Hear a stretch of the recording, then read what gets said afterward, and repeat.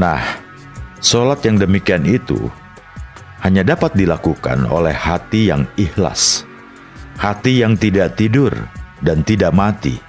Hati dan jiwa seperti itu kekal dan selalu beribadah atau sholat ketika jasmaninya sedang tertidur atau terjaga. Ibadah hati dilakukan sepanjang hayat, dan sepanjang hayatnya adalah untuk beribadah.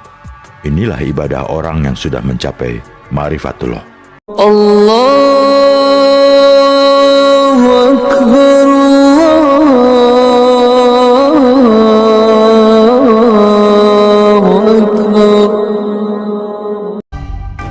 Hakikat rukun Islam dalam perspektif Ma'rifat Syekh Siti Jenar.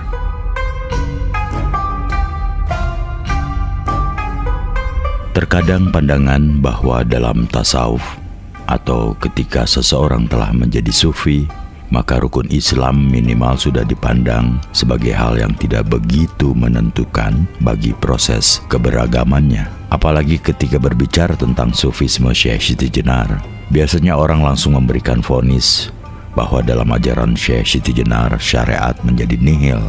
Pandangan ini jelas merupakan pandangan yang tidak sepenuhnya benar, karena justru dalam perjalanan rohani menuju Allah, bagi seorang sufi, rukun Islam tetap menjadi pijakan paling mendasar bagi proses peralihan rohani menuju kesempurnaan sehingga ia sampai pada derajat al-insan al-kamil, yaitu manusia ilahiyah. Hanya saja dalam sudut pandang kesufian, rukun Islam tidak hanya berupa tindakan lahir, ia juga bukan tujuan, akan tetapi diselami maknanya secara spiritual, sehingga rukun Islam yang ada di samping menjadi hiasan lahiriah juga merupakan aplikasi perbuatan rohani yang menentukan bagi proses perjalanannya menuju Allah. Karena pemahaman yang seperti itulah, maka bagi orang yang sudah bermakrifat, justru syariat lahir sudah tidak begitu tampak sebagai orientasi utama. Syekh Siti Jenar tidaklah menihilkan syariat, namun menempatkan syariat pada tempat yang semestinya, bukan semata sebagai acuan formal keagamaan yang membelenggu manusia. Dijelaskan juga tentang syahadat, sholat, puasa, zakat, dan haji dalam perspektif rohaniah dan ma'rifatullah, khususnya pandangan Syekh Siti Jenar. Namun, terlebih dahulu diketengahkan juga tentang prinsip keberimbangan syariat dan tarekat, serta maksud terdalam dari dua istilah tersebut menurut Syekh Siti Jenar. Untuk mengetahui keberimbangan dan aplikasi syariat serta tarekat yang meliputi juga ma'rifat dan hakikat dari Syekh Siti Jenar serta Islam Jawa umumnya, mari kita perhatikan uraian dalam serat Niti Struti Pupuh dan Danggula 11 hingga 14 yang diartikan dalam bahasa Indonesia. Maksud ajaran yang permulaan mengenai kedudukan pendeta bila mana sudah benar sesuai penempatannya, jujurnya perasaan di dalam hati tiada tabir, karena sudah waspada kedudukannya yang menyembah dan yang disembah, menjadi biasa dalam keberadaan sejati, menjadi mulia yang sebenarnya. Selarasnya yang demikian itu sebenarnya tidak terbuka dalam hati manusia yang tanpa pengetahuan dan yang masih bodoh, sungguh bodoh pemikirannya. Oleh karena itu, haruslah hati terus berusaha mengambil teladan guru kepada para pendeta yang mahir sebagai kemuliaan sejati. Maksud rasa hati yang sudah sampai pada kebenaran, kotoran diri yang sudah sirna, mencegah segala yang tidak baik, bagaikan tubuh yang cantik, yang demikian itu bila mana sudah sampai luar dalam, akhirnya selaras, bersih, tak bercampur dalam suasana yang indah, yang disebut benar-benar sirna sifat manusiawinya. Jelas sekali sebenarnya yang demikian itu sudah tak ada gusti dan hamba, karena sudah sirna rasanya. Sedangkan bagi yang tidak tahu, pengetahuan yang diuraikan tidak dapat diceritakan bagaimana cara hidupnya sudah penuh bisa hanya kedurhakaan yang dilakukan. Lain halnya bagi yang sudah kokoh budinya. Pupuh tersebut tampak sangat mewakili ajaran mistik dan makrifat Islam Jawa, terutama yang disebarkan oleh Syekh Siti Jenar dan sebagian oleh Sunan Kalijaga. Mistik makrifat yang secara mudahnya berarti inisiasi adalah praktik kontak spiritual langsung dengan Tuhan melalui kontemplasi atau pengalaman psikologis. Oleh karenanya rahasia dan rasanya hanya dapat dirasakan oleh pelakunya saja, dan masing-masing pelaku atau salik akan selalu memiliki pengalaman yang berbeda-beda.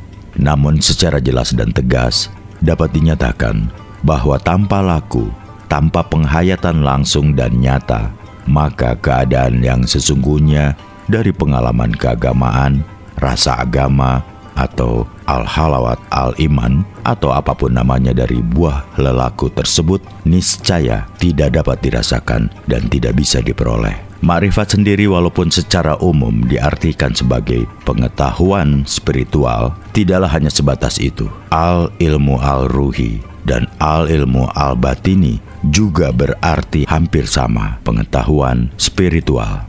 Dalam makrifat terdapat kenyataan yang tertangkap dalam diri kita. Dengan bermakrifat itulah komunikasi dan kontak langsung menjadi mungkin terjadi. Demikian pula pengetahuan keagamaan sedalam apapun tidaklah bisa disebut sebagai makrifat. Mendalamnya ilmu-ilmu syariat juga belum tentu sanggup mengantarkan pemiliknya sampai pada kemakrifatan. Mungkin mereka mengetahui tentang Tuhan. Ia tahu segala sifat-sifatnya melalui buku dan guru. Karena mereka hanya tahu dan tidak pernah kontak, maka hasilnya juga menjadi kurang benar. Maka dalam makrifat dibutuhkan lelaku. Dalam bahasa sufi, makrifat merupakan buah dari perjalanan atau suluk seorang kawula atau hamba kepada Tuhannya. Dari proses perjalanan itulah maka akan tercapai manunggaling kawula Gusti, wahdat al-wujud, dan diketahuinya secara jelas apa itu sangkan paraning dumadi atau inna lillahi wa inna ilaihi rojiun. Dalam hal ini, syariat bukanlah sekedar aturan-aturan formal keagamaan, yaitu yang sering hanya dibatasi sebagai fikih. Sekarang ini kata-kata syariat Islam telah direduksi hanya sebagai fikih. Aturan formal keagamaan yang dibakukan dalam berbagai karya hukum keagamaan oleh manusia. Fikih sebenarnya hanyalah produk perjalanan ulama dalam sejarah Islam, bukan syariat itu sendiri. Sedangkan syariat dalam tataran makrifat adalah jalan yang harus dilalui untuk tujuan. Menurut penuturan Al-Quran, apa yang disebut sebagai syariat Islam sebenarnya adalah kesaksian bahwa hanya ada satu Tuhan, Allah Ahad, berbuat adil kepada siapapun, memaafkan kesalahan orang, bersedekah, berbuat baik kepada orang tua dan sesama umat manusia, dan hamemayu ayuning bawana, memelihara kelestarian alam. Hal-hal inilah yang selalu menjadi pesan Tuhan terhadap khalifahnya, yaitu insan kamil, yaitu mereka yang telah sanggup bermakrifat, bermusahadah terhadap Tuhannya. Adapun cara untuk menempuh laku syariat itu sebagai tarekat yang tentu juga terkait dengan masing-masing tempat, zaman, tradisi dan budaya yang berbeda. Praksisme keagamaan seperti inilah yang pernah diusung oleh Syekh Siti Jenar pada abad ke-15 yang lalu. Dalam hal ini, nampak bahwa syariat baru menjadi berarti setelah dilalui melalui proses tirakat atau lelakon. Dalam melakukan hal tersebut, maka yang pertama kali harus diperhatikan adalah upaya untuk melongok ke dalam diri sendiri atau introspeksi. Dalam hal inilah diperlukan adanya laku untuk mengendalikan hawa nafsu. Tahapan utama untuk ini adalah kalwat, tahanuj atau meditasi, menempuh laku heneng dan hening. Jika proses ini berhasil, maka akan mengantarkan pelakunya untuk mendapatkan apa yang disebut sebagai wahyu atau ilham, inspirasi spiritual, dan sebagainya. Dari wahyu yang diperoleh, maka akan melahirkan berbagai pengetahuan baru dan perilaku-perilaku yang berasas pada keluhuran budi atau amal sebagai buah bermusahadah atau menyaksikan dan berkontak langsung dengan Allah atau buah iman. Dengan demikian, maka kita berjalan menuju kepadanya, kita menyatu dengannya, dan kita telah membangun sikap hidup manunggaling Kawula Gusti. Banyak orang yang salah paham dengan konsep manunggal tersebut. Sering manunggal diartikan sebagai menyatunya badan fisik dengan zat Tuhan. Ini merupakan kesalahan yang fatal. Zat Tuhan selalu meliputi makhluknya, sehingga zat manusia tidak mungkin bisa dipisahkan dari zat Tuhan. Antara ikan dan air tidak bisa dipisahkan, terutama ikannya. Ikan selalu hidup di dalam air. Demikian pula manusia dengan Tuhan. Tuhan selalu bersama manusia di mana saja berada. Wujud Allah adalah lahir dan batin, nyata dan gaib sekaligus, yang keduanya tidak bisa dipisahkan. Ketika kita melihat sisi Tuhan yang lahir, maka alam kasat mata inilah yang mewujud. Kemanapun kita memandang, senantiasa menghadap langsung kepada wajah Allah. Manunggal adalah menyatunya sifat, asma, dan af'al manusia dengan sifat, asma, dan af'al Allah, atau menyatunya kodrat dan irodat manusia dengan kodrat dan irodatnya Allah. Dan semua itu menunjukkan arti dari makna posisi manusia sebagai Khalifatullah. Untuk menjadi Khalifatullah dibutuhkan pengetahuan langsung apa yang menjadi kehendak dan ketetapannya. Tanpa itu, maka manusia hanya mempertuhankan dirinya sebagai budak hawa nafsu. Agar mampu menjadi Khalifatullah, di mana Khalifatullah hanya diemban oleh Al-Insan Al-Kamil, maka kita harus benar-benar berzikir, meditasi atau semedi, menyatukan pikiran, perasaan, nafas, dan bacaan zikirnya sendiri. Menggulung semua lubang tubuh dengan mengembalikan diri kepada Allah, menuju kondisi suwung atau kosongnya diri dari selain Allah, uninong aning unang, dengan tanpa kehilangan kesadaran. Saat zikir dengan ditopang oleh pernafasan yang benar, maka energi spiritual akan menebar ke seluruh tubuh, maka menjadi tenanglah hati. Ingat, hanya dengan zikrullah lah hati akan mencapai ketenangannya. Dari pola ketenangan hati yang diperoleh melalui olah tirakat atau tarekat tersebut, maka diharapkan kita memasuki kondisi hakikat atau pengenalan diri yang sesungguhnya. Man arafa nafsahu, fakot arafa robahu.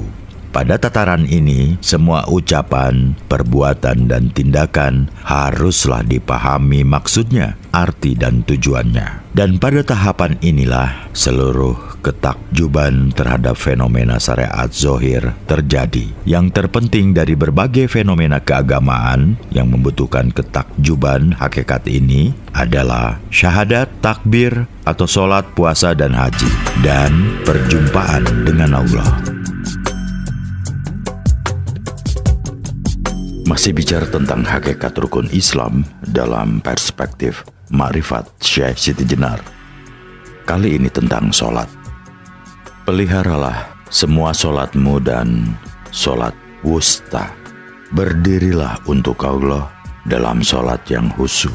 Ini adalah penegasan dari Allah tentang kewajiban dan keharusan memelihara dan menjaga sholat baik segi zohir maupun batin dengan titik tekan khusyuk, kondisi batin yang mantap. Secara lahir, sholat dilakukan dengan berdiri, membaca Al-Fatihah, sujud, duduk, dan sebagainya. Kesemuanya melibatkan keseluruhan anggota badan. Ini sholat jasmani dan fisikal. Karena semua gerakan badan berlaku dalam semua sholat, maka dalam ayat tersebut disebut sholawati atau segala sholat yang berarti jamak. Dan ini menjadi bagian pertama, yaitu bagian lahiriah. Bagian kedua adalah tentang sholat wusta, yang dimaksud secara sofistik adalah sholat hati.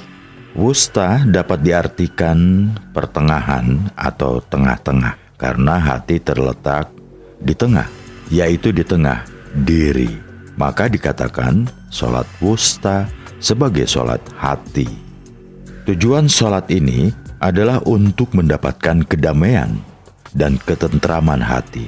Hati terletak di tengah-tengah antara kiri dan kanan, antara depan dan belakang, atas dan bawah, serta antara baik dan jahat. Hati menjadi titik tengah, poin pertimbangan. Hati juga diibaratkan berada di antara dua jari Allah, di mana Allah membolak-balikannya kemana saja yang Ia kehendaki. Maksud dari dua jari Allah adalah dua sifat Allah, yaitu sifat yang menghukum dan mengazab dengan sifat yang indah, yang kasih sayang, dan yang lemah lembut. Salat dan ibadah yang sebenarnya adalah salat serta ibadahnya hati. Kondisi khusyuk menghadapi kehidupan. Bila hati lalai dan tidak khusyuk, maka jasmaniahnya akan berantakan. Sehingga kalau ini terjadi, kedamaian yang didambakan akan hancur pula. Apalagi sholat jasmani hanya bisa dicapai dengan hati yang khusyuk. Kalau hati tidak khusyuk, serta tidak dapat konsentrasi pada arah yang dituju dari sholat, maka hal itu tidak bisa disebut sholat.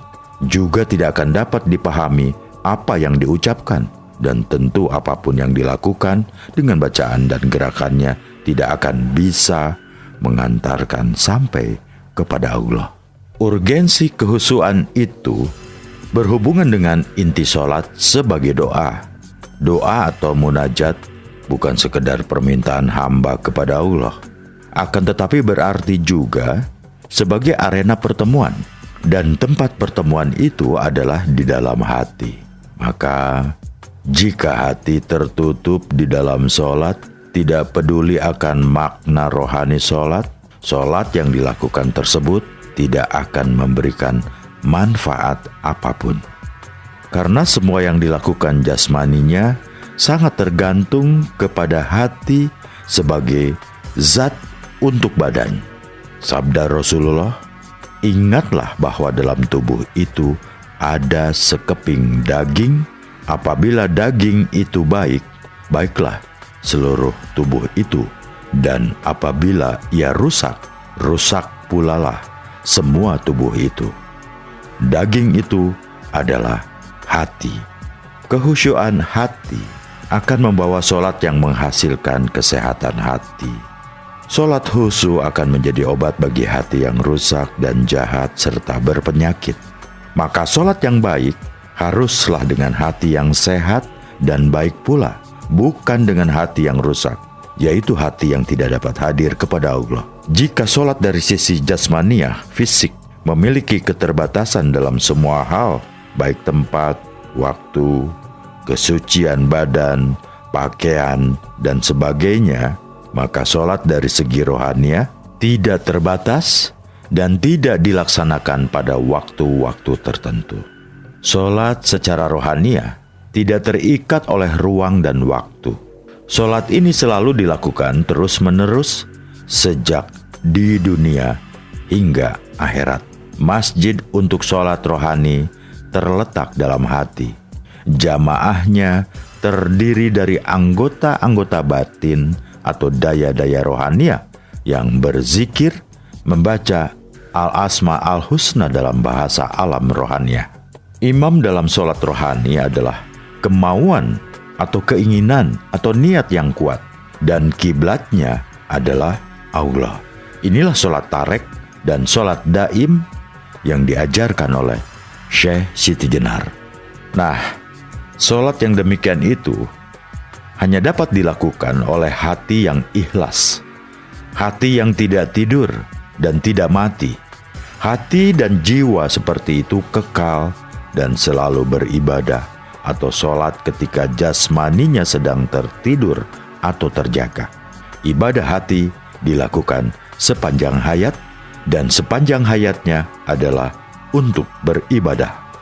Inilah ibadah orang yang sudah mencapai ma'rifatullah, tempat penyucian tertinggi. Di tempat itu, ia ada tanpa dirinya karena dirinya telah fana, telah hilang lenyap. Ingatannya yang teguh dan suci tercurah hanya kepada Allah. Namun, tentu saja ini berlaku setelah semua sholat-sholat fardu dan nawafil dilaksanakan secara konsisten. Jadi tempat suci tersebut baru bisa dijangkau setelah semua sholat syariat itu sempurna, lalu masuk ke dalam sholat torekot dan ma'rifat. Maka tidak bisa diartikan bahwa jika sudah berada di tingkatan ini, lalu tidak melakukan sholat sama sekali. Bahkan sering dalam sholat itulah mereka mengalami fana dan munajatnya, sehingga ibadah yang dilakukannya itu menyita banyak waktu. Hanya saja bentuk sholat dalam arti gerakan dan bacaan tertentu sudah tidak mengikat lagi. Sholat ditegakkan atas kemerdekaan rohani dalam menempuh laku menuju Allah. Pada tingkatan ini, tidak ada lagi bacaan di mulut, tidak ada lagi gerakan berdiri, ruku, sujud, dan sebagainya. Dia telah berbincang dengan Allah sebagaimana dalam firman-Nya, "Hanya Engkau yang kami sembah, dan hanya Engkaulah kami memohon pertolongan." Firman tersebut menunjukkan betapa tingginya kesadaran insan kamil, yaitu mereka yang telah melakukan beberapa tingkatan alam rasa dan pengalaman rohani sehingga tenggelam dalam lautan tauhid atau keesaan Allah dan berpadu dengannya. Nikmat yang mereka rasakan saat itu tidak dapat diungkapkan dengan kata-kata. Hanya orang yang mengalaminya yang dapat mengartikan kenikmatan tersebut. Namun mereka pun sering tidak mau mengungkapkannya, tidak ingin membocorkan rahasia ketuhanan yang tersimpan di dalam lubuk hatinya oleh Allah. Hal tersebut sama halnya dengan hakikat takbir, yang bukan semata-mata ucapan Allahu Akbar. Takbir merupakan pengucapan yang lahir dari firman Allah untuk memuji kebesaran zat-Nya. Jadi takbir sebenarnya merupakan suara Tuhan yang meminjam mulut hambanya, bukan hasil dari dorongan emosional. Karenanya, takbir sejati adalah menyatakan kebesaran Allah dari af'al Allah sendiri. Takbir sejati merupakan penghayatan diri terhadap sifat Allah. Dan takbir sejati adalah penyebutan namanya yang lahir dari kehendaknya semata. Dengan takbir yang demikian itu, maka yang lain menjadi sangat kecil dan menjadi tidak ada. Yang ada hanya Allah. Kemanapun kita menghadap, yang ada hanya wajah Allah. Maka setelah berpadu ibadah lahir dan batin secara harmonis, sempurnalah ibadah seseorang. Hati dan ruh seperti yang tergambar itu membawanya masuk ke hadirat Allah. Hatinya berpadu mesra dengan Allah. Dalam alam nyata, ia menjadi hamba yang wara dan alim. Dalam alam rohani, ia menjadi ahli ma'rifah yang telah sampai pada peringkat kesempurnaan mengenal Allah. Inilah makna bahwa sholat adalah perjalanan menuju Allah. Hasilnya adalah bahwa sholat yang dilaksanakan mencegah perilaku yang keji dan munkar, sebaliknya menghasilkan kehalusan dan kemuliaan budi dan perilaku. Jika sholat telah dihilangkan makna hakikatnya, maka menjadi sekedar pelaksanaan hukuman fikih sebagaimana tampak pada kebanyakan manusia saat ini. Maka sholat tersebut telah kehilangan makna fungsionalnya. Hal inilah yang telah mendatangkan kritik tajam dari Syekh Siti Jenar. Sahadat, sholat, puasa, semua tanpa makna, termasuk zakat dan haji ke Mekah. Itu semua telah menjadi palsu, tidak bisa dijadikan anutan, hanya menghasilkan kerusakan di bumi, membohongi makhluk lain, hanya ingin surga kelak. Orang bodoh mengikuti para wali, sementara kenyataannya sama saja belum mencapai tahapan hening. Syekh Siti Jenar mengkritik pelaksanaan hukum fikih pada masa Wali Songo karena ibadah-ibadah formal tersebut telah kehilangan makna dan tujuan, kehilangan arti dan hikmah kehidupan. Hal itu menjadikan semua ajaran agama yang diajarkan oleh para ulama ketika itu menjadi kebohongan yang menina-bobokan publik dengan hanya menginginkan surga kelak yang belum ada kenyataannya. Oleh karenanya Syekh Siti Jenar mengajarkan praktik sholat yang fungsional, berbeda dengan para wali pada masanya. Sholat tarek sebagai bentuk ketaatan syariat, dan sholat daim sebagai sholat yang tertanam dalam jiwa dan mewarnai seluruh pekerti kehidupan. Seseorang yang melaksanakan pekerjaan profesionalnya secara benar, disiplin, ikhlas, dan karena melaksanakan fungsi lillahi ta'ala, maka orang tersebut disebut telah melaksanakan sholat. Itulah bagian dari sholat daim. Namun ternyata, ajaran sholat fungsional tersebut tidak hanya menjadi milik Syekh Siti Jenar. Di dalam suluk Wujil, bait 12 hingga 13, sebuah naskah yang ditulis pada awal abad ke-17 yang disebut-sebut sebagai warisan ajaran Sunan Bonang, menyebutkan ajaran sholat adalah unggulnya diri itu mengetahui hakikat sholat, sembah, dan pujian. Sholat yang sebenarnya bukan mengerjakan sholat Isya dan Maghrib. Itu namanya sembahyang. Apalagi itu disebut sholat, maka hanyalah hiasan dari sholat daim, hanya tata karma. Manakah yang disebut sholat yang sesungguhnya itu? Janganlah menyembah jikalau tidak mengetahui siapa yang disembah. Akibatnya dikalahkan oleh martabat hidupmu. Jika di dunia ini engkau tidak mengetahui siapa yang disembah, maka engkau seperti menyumpit burung. Pelurunya hanya disebarkan, tapi burungnya tak ada yang terkena tembakan. Akibatnya cuma menyembah ketiadaan, suatu sesembahan yang sia-sia. Maka jelaslah bahwa sholat 5 waktu yang hanya dilakukan berdasarkan ukuran formalitas hanya sebentuk tata karma, aturan keberagaman.